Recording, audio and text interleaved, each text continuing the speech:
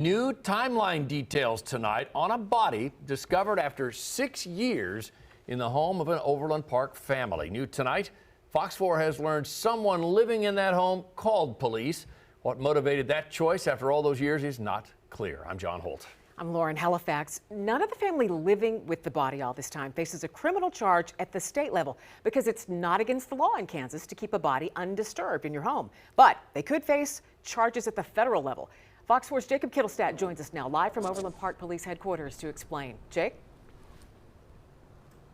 Yes, this is now in the hands of the Social Security Administration. We did confirm today that the people living at this home are being looked at, investigated for possible fraud, which could be related to this possibility, cashing checks that were intended for their deceased relative. Again, no charges just yet, but beyond that, local authorities are telling us that from everything that they're aware of, nothing that they're looking at appears to be technically illegal. After getting our hands on the police report, we wanted to know what convinced Kirk Ritter, son-in-law to Mike Carroll, to call police. But every number listed was disconnected or changed. Hi, I'm calling for Lynn. No, you got the wrong number. No Lynn here. Lynn Ritter is Mike Carroll's daughter. Relatives say she's on the far right of this photo. Her cousins say she's currently going through her own health issues and believe that's why her husband talked. So her husband, after she went in the care facility, her husband reported it.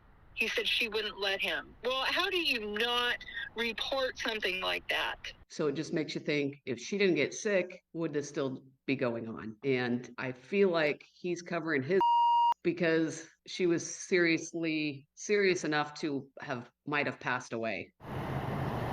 Here's a timeline of events. From November 2014 to July of 2015, Mike Carroll lived at Delmar Gardens. A lawsuit shows during that time, Carroll had an unpaid bill of nearly $40,000. He eventually left to live at this home on 99th Terrace, a half-mile away, which he still owned. 1 year later, he died, was left on a bed, and no one was notified. During the next year, Carroll faced new lawsuits about the money owed, served to his home. Court records show his son-in-law even accepted one of them, but said nothing about Carroll being dead.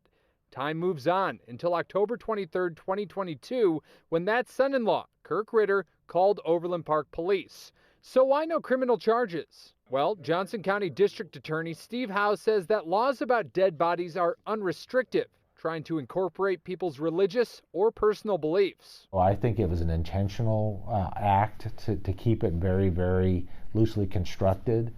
And again, if people do other things associated with that person's death that are criminal related, that doesn't prohibit us from doing those types of investigations.